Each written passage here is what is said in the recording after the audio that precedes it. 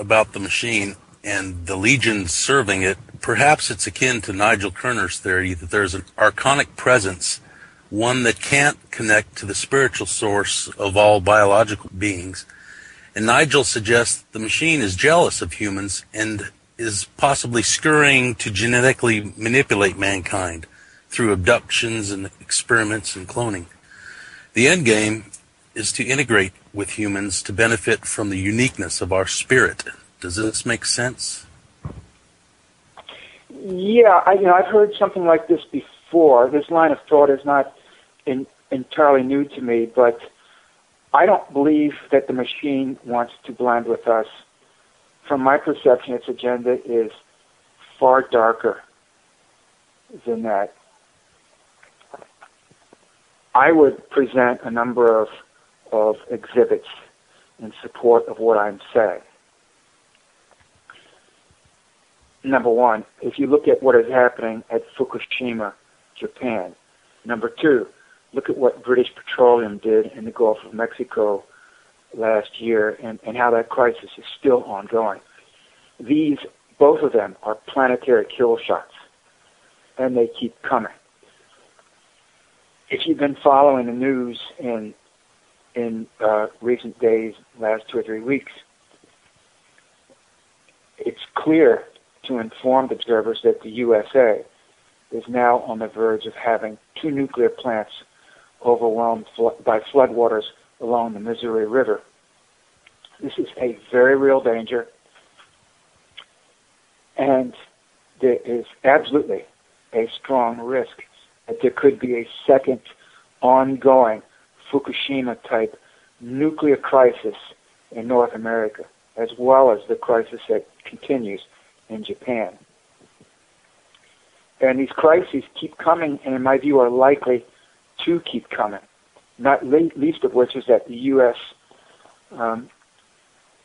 United States of America seems hell-bent for whatever reason, and we can discuss those reasons for hours, no doubt, but whatever the reasons, does seem bent on sparking a broader war in North Africa and the Middle East. I mean broader beyond what is already happening, with the United States already heavily involved in military occupations in Afghanistan, Iraq, bombing Libya, bombing Yemen, on the verge of possibly invading both Syria and Iran. And this is a trajectory, the military trajectory, that the United States is on, along with some of its allies. And of course, this trajectory runs a risk of sparking off a wider conflict that could well go nuclear. So we are very deep into the weeds. We are in trouble. I perceive that our only way out is in essence to go in, and that is we don't have the luxury of wishing for. We have reached a point where we really must have a species-wide attack of wisdom, enlightenment, and a huge dollop of highly awakened third eye street smarts, along with all the rest of that. And I'm talking about right now, this year. So many times I think people, and I include myself in this, are prone to think, well, you name whatever you're thinking of doing. I'll get to that some future time, maybe 10 years from now, or sometimes you even tell yourself, that's something I'll do 20 or 30 years from now.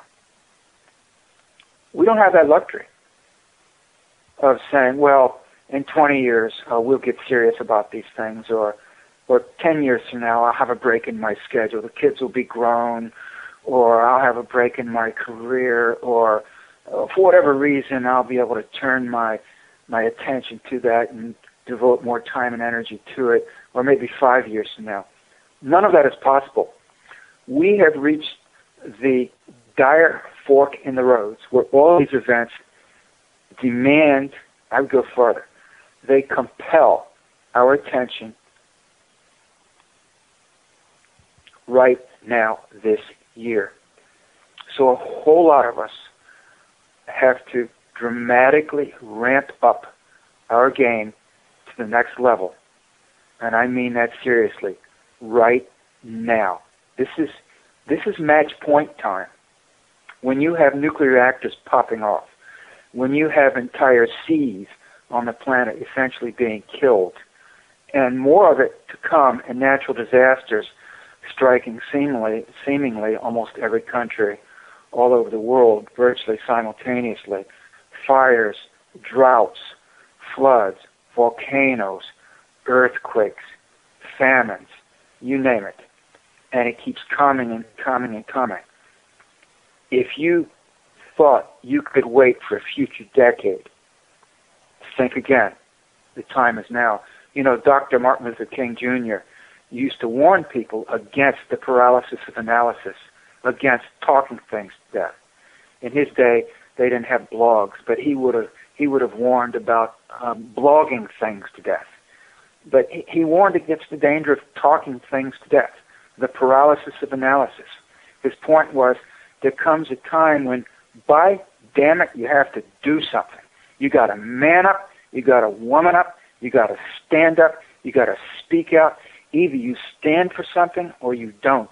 And if you stand for something, you stand up and make yourself seen, you speak out and make yourself heard. And if you don't do that, well, I guess you don't really have a stance, do you? You don't really have a standpoint. You don't really have something to say.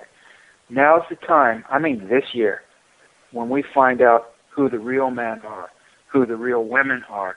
This is the time that separates the women from the girls and the men from the boys. Thank you. It sounds like we have to guard against annihilation rather than integration, but I appreciate your response. Yes, I don't think this machine means us well at all. I don't think that it cares if we live or die. In fact, my perception is that it uses every tool at its disposal, including nanotechnology, genetic engineering, pesticides, insecticides, warfare, blowing up nuclear power plants, blowing up national and international economies, starving people, cutting down tropical rainforests.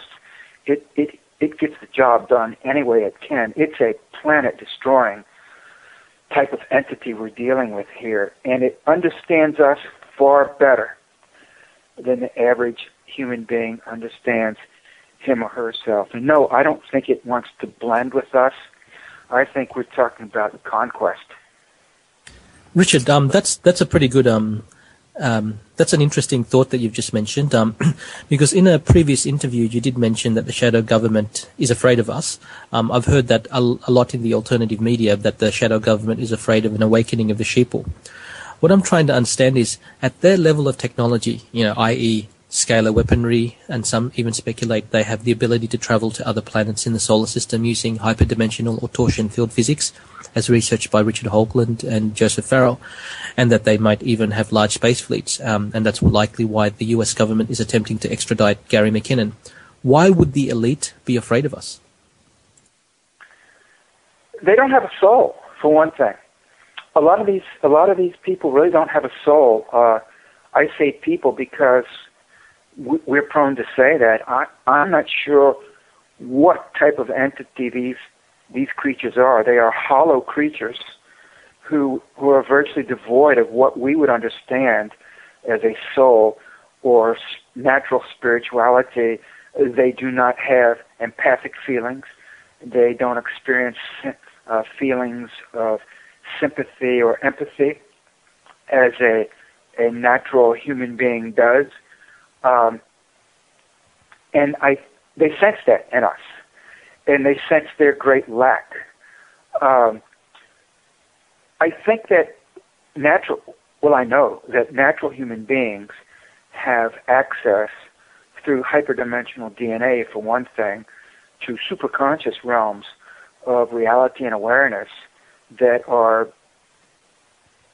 fundamentally divine, that are directly tied in to the creative cosmic levels of reality in the universe. My perception is that these beings, these hollow creatures, many of whom we refer to as the powers that be. And remember, when Cliff High in particular speaks of the powers that be, these entities, whoever or whatever they are not individuals who appear in the mainstream news media. They would not be people like the director of the World Bank or the United States Federal Reserve Bank or the President of the United States or the Queen or King of any given country. The powers that be are one or more levels above. So we actually, for the most part, don't know who these people are, if we can call them people, where they live, or anything about the circumstances of their everyday or day-to-day existence. We have to guess at their value system, but we can see that the value system is vastly different than that of a human being with a soul who has a caring, empathic, sympathetic, compassionate nature. So I believe that's why they fear us, because we have what they don't have, and they can never get, even if in theory they are human and they share DNA that is like ours. Behaving as they are is a guaranteed recipe, in my view, to kill any soul they might have had at the outset. In my view, none of us create our souls, in that we didn't actually make it ourselves from scratch, so to speak. We were given a soul, a quantum of spiritual force or superconscious spiritual awareness, if you will. We were given that by the universe. It's an unspeakably precious gift. It is ours to create, to nurture, to seek to know, to understand, to integrate with, to grow with through eternity. That said, I do believe if you willfully set out to thwart the superconscious creative impulse of the cosmos, and you set out to thwart that, and worse, to try to destroy it and impede it with every hand, I believe in the process of doing that, it is possible to essentially nullify or annihilate your soul to the point where the cosmos says, okay, you don't want this thing, we'll take it back. Thank you, Richard. We have heard a lot about the elite's depopulation plan. Yes. How does that fit into the preparing for, say, an Earth cataclysm? Are the elite truly planning for the depopulation of 90% of humans by their hands, or are they hinting that, through the Georgia Guidestones, that there will be a mass extinction event and they are not, in fact, going to depopulate the planet, but they are preparing for it, or both? I think maybe there's an element of both. I am not sure that the so-called powers that be actually intend themselves to kill 90% of the population. I believe if they intended to do that, they would have already done it, because the technology has existed for at least half a century to do that, if they wanted to. So I'm a little skeptical of the most rabid proponents of that idea. However, I do think that what we're coming up on is a period of such chaos and turmoil on this planet that it's quite possible, and maybe even very likely, that a great many people are going to die in the coming years from a wide variety of causes. From warfare, from famine, from plague, from volcanoes, from earthquakes, from drought, from hurricanes, from tornadoes, from you name it, from all